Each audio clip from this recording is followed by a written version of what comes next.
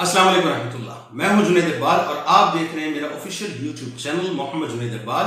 اگر ابھی تک آپ نے میرے اس چینل کو سبسکرائب نہیں کیا اور سبسکرائب کرنا چاہتے ہیں تو سبسکرائب کر کے بیل آئیکن کو ضرور کلک کر لیجئے گا تاکہ میری تمام نئی ویڈیوز پر وقت آپ تک پہنچتی رہیں. آج چونکہ ناظرین دنیا بھر میں فادرز ڈے منایا جا رہا ہے اور یہ ویسٹرن ورلڈ کی ایک فضا ہے جو اب پاکستان میں بھی قائم ہو چکی ہے. تو آئیے ذرا اسی پہ تھوڑی سی بات کر لیتے ہیں. بات یہ ہے کہ اس وقت آپ کو پتا ہے آج کے دن خاص طور پہ مغرب میں جو اولادیں ہیں وہ اپنے والد کے پاس جائیں گی, ان سے عقیدت کا اظہار کریں گی, ان کو تحائف پیش کریں گی, پھول پیش کریں گی اور محبتوں کا اظہار کر کے واپس لوٹ آئیں گی. لیکن چونکہ الحمدللہ ہم مسلمان ہیں تو ہمارا تو عقیدہ یہ ہے صاحب کہ ہمارا ہر دن ہمارے والدین کا دن ہے, ہمارا ہر پل ہمارے والدین کا پل ہے, بلکہ ایون ہماری ہر سانس ہمارے والدین کی سانس ہے. اور چونکہ ناظرین آج والد پہ بات ہو رہی ہے تو لہٰذا اس پہ بات کرتے ہیں. لیکن ایک بات میں آپ کو بتاؤں کہ قرآن و حدیث میں اللہ کی عبادت کے بعد جب بھی آپ کو تلقین ملے گی تو وہ والدین کے لیے ہی ملے گی. یعنی وبالوالدین احسان, وبالوالدین احسان, وبالوالدین احسان کی تکرار ملے گی. اور یہاں تک کیٹیگوریکل فرمان ہے کہ والدین تمہاری جنت بھی ہیں, والدین تمہاری دوزخ بھی ہیں. لیکن چونکہ بات والد کی ہو رہی ہے تو آئیے ذرا اسی کی بات کرتے ہیں کہ والد, میرا اپنا ماننا ہے ناظرین کہ والد آپ کا دنیا میں سب سے پہلا مرشد ہوتا ہے. سب سے پہلا مرشد یہ وہ مرشد ہوتا ہے جس کی انگلی پکڑ کر اولاد چلنا سیکھتی ہے. یہ وہ مرشد ہوتا ہے جس کی دعا اپنی اولاد کے حق میں ایسے ہے جیسے انبیاء کرام علیہ السلام کی دعا اپنی امت کے حق میں ہوا کرتی ہے. یعنی اتنی کمال دعا اللہ تعالیٰ نے, یعنی اتنا کمال وصف والد کو اللہ تعالیٰ نے عطا کیا ہے. یہ وہ مرشد ہوتا ہے ناظرین جسے سرکار دو عالم صلی اللہ علیہ وآلہ وسلم نے جنت کا وسطی دروازہ فرمایا ہے, وسطی دروازہ, اور فرمایا ہے کہ چاہو تو اس کی حفاظت کر لو اور چاہو تو اسے ضائع کر دو. یعنی یہ بالکل اس طرح کی بات ہے کہ جنت ماں کے قدموں تلے ہے اور جنت کا جو وسطی دروازہ ہے وہ اللہ تبارک و تعالیٰ نے والد کو فرمایا ہے. لفظ والد ناظرین جو ہے وہ بڑا ہی حسین, بڑا ہی خوبصورت لفظ ہے. یعنی وہ اپنے اندر وفا اور ایثار کی ایک کائنات سموئے ہوئے ہے. یعنی اگر میں واو کو دیکھوں, لفظ واو کو دیکھوں تو واو سے مراد ولایت اور وفا والا بنتا ہے. الف کو اگر دیکھوں تو الف سے مراد اعلیٰ مقام والا, ایثار والا بنتا ہے. اگر لام کو دیکھوں تو لام سے لطف و کرم والا, اور اگر دال کو دیکھوں تو دال سے دانائی والا اور دستگیری کرنے والا بنتا ہے. یعنی جب ہم ایسی صفات و خصائل کو مجتمع کرتے ہیں تو دراصل لفظ والد بنا کرتا ہے. اسی طرح ناظرین لفظ باپ 3 الفاظ کا مجموعہ ہے. بے سے بزرگی اور برتری والا, الف سے اساس و اصل اور آبیاری کرنے والا, اور پے سے پیار کرنے والا. یعنی یہ 3 الفاظ محبتوں کا ایک مجموعہ ہے جو لفظ باپ کے اندر مشتمل ہو جایا کرتے ہیں. جب ان صفات کو ملاتے ہیں ناظرین تو لفظ باپ کا تصور ہمارے سامنے آتا ہے. اگر والد کی عظمت کا پاس کرتے ہوئے اس کی اطاعت, فرمانبرداری, خدمت اور تعظیم کر کے اس کی رضا حاصل کی جائے تو میرا ماننا یہ, میرا بڑا فرم بلیو ہے ناظرین اس بات پہ کہ اللہ پاک کی طرف سے ہمیں دین اور دنیا کی کامیابیاں, سعادتیں اور جنت جیسی عظیم نعمت مل سکتی ہے. باپ دراصل اس موسم بہار کی طرح ہے جس کی موجودگی میں اولادیں کھیتیوں کی طرح مسلسل لہلہاتی رہتی ہیں. باپ اس ابر رحمت کی طرح ہے جو بلا تخصیص اپنی ساری اولادوں پر شفقت کا می برساتا ہے. باپ اس شجر سایہ دار کی طرح ہے جو خود تو سورج کی تپش کو محسوس کرتا ہے, اس کو برداشت کرتا ہے. یعنی یوں سمجھ لیں کہ باپ بنیادی طور پر ہر اس گرمی کو, ہر اس شدت کو اور حدت کو برداشت کرتا ہے جو سورج یوں کہنے کی مثال کے طور پر پیڑ کے اوپر مکمل طور پر برساتا ہے. لیکن باپ اپنے اوپر اس کو برداشت کرتا ہے مگر اپنے سائے میں بیٹھی اپنی اولادوں کو مکمل طور پہ میٹھا سا اور پیارا سا سایہ دیا کرتا ہے. باپ کی محبت شبنم کے ان قطروں کی طرح ہے جو انتہائی شفاف ہوا کرتی ہے. یعنی اس کے اندر کوئی دکھاوا, مکر و فریب, جال سازی نہیں ہے, کوئی خود غرضی نہیں ہے. وہ انتہائی شفاف, انتہائی ٹرانسپیرنٹ ہوا کرتی ہے. باپ شدید حبس کے عالم میں تازہ ہوا کے ان جھونکوں کی طرح ہے جو راحت و فرت مکمل طور پر باعث بنا کرتی ہے. باپ اس زرخیز زمین کی طرح ہوتا ہے جو خود تو حوادث زمانہ کے سارے حل اپنے سینے کے اوپر برداشت کرتا ہے, اپنے سینے پہ برداشت کرتا ہے مگر بچوں کی فصل پر کوئی سمجھوتا نہیں کرتا. باپ محبتوں کے اس سولر سسٹم کی طرح ہوتا ہے ناظرین جو سورج کی روشنی کو اپنے وجود میں مکمل طور پہ سمو لیا کرتا ہے مگر بچوں کی زندگی کو انتہائی روشن کر دیا کرتا ہے.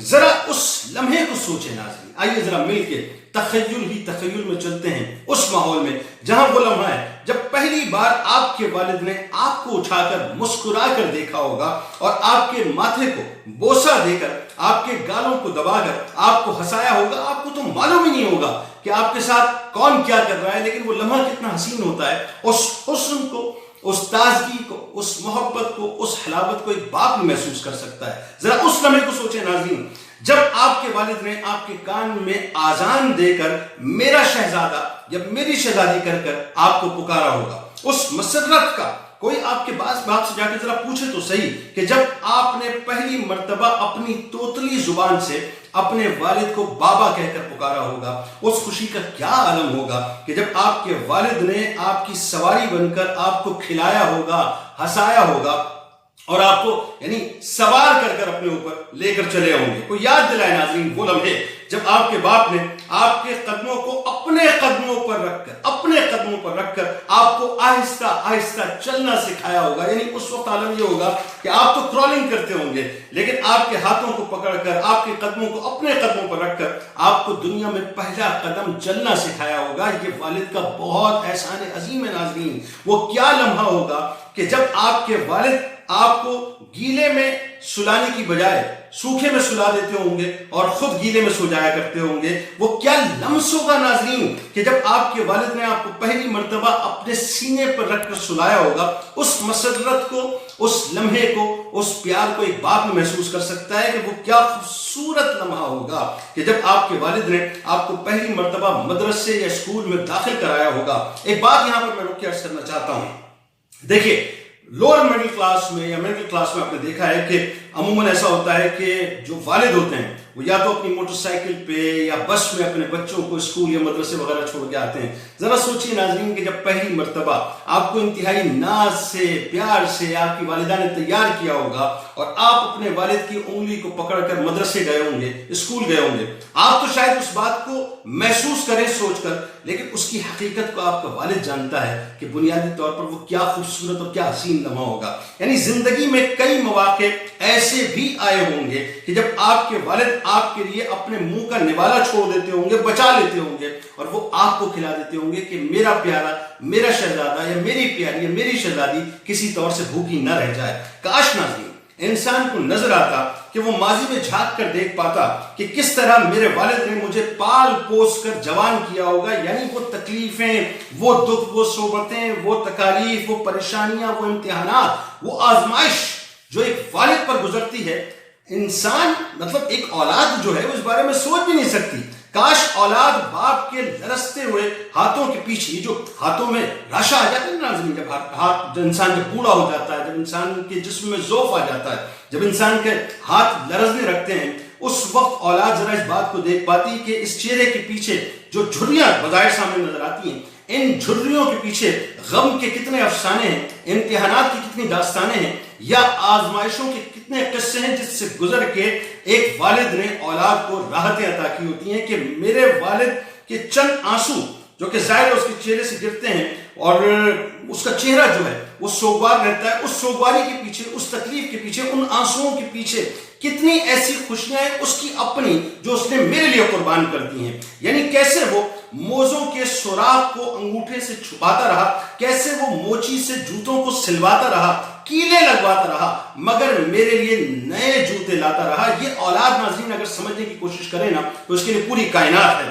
کہ بسوں میں ایک والد, میرے والد لٹکتے رہے, دھوپ میں پھرتے رہے, مگر میری آسائش کا سارا سامان بر وقت کرتے رہے. میں نے جو مانگا, جس وقت مانگا, جس انداز سے مانگا, جتنے کا مانگا, ایک باپ نے اپنا سب کچھ قربان کیا لیکن بچوں کی خوشیوں کو پورا کیا. کیسے پرانے کپڑوں میں ایک والد رہتا ہے, کیسے پرانے کپڑوں کو ایک والد پہنتا رہتا ہے مگر نئے کپڑے خرید کر اپنی اولاد کو لا کر دیتا رہتا ہے, اور بیماری میں بھی, اپنی بیماری میں بھی پیسے بچاتا رہتا ہے, اپنے پیٹ کو کاٹتا رہتا ہے مگر اولاد کو پڑھاتا رہتا ہے. کیسے وہ تکلیفوں کے آنسوؤں کو پیتا رہتا ہے مگر ساری خوشیاں اولاد کے لیے بازاروں سے, ادھر ادھر سے, دکانوں سے خرید کر لا کر اپنے بچوں کے قدموں میں رکھ دیا کرتا ہے. کیسے وہ مزدوری کرتا رہتا ہے, اپنے اوپر ساری تکالیف برداشت کرتا رہتا ہے لیکن اپنی اولادوں کے مستقبل کو بناتا رہتا ہے. کاش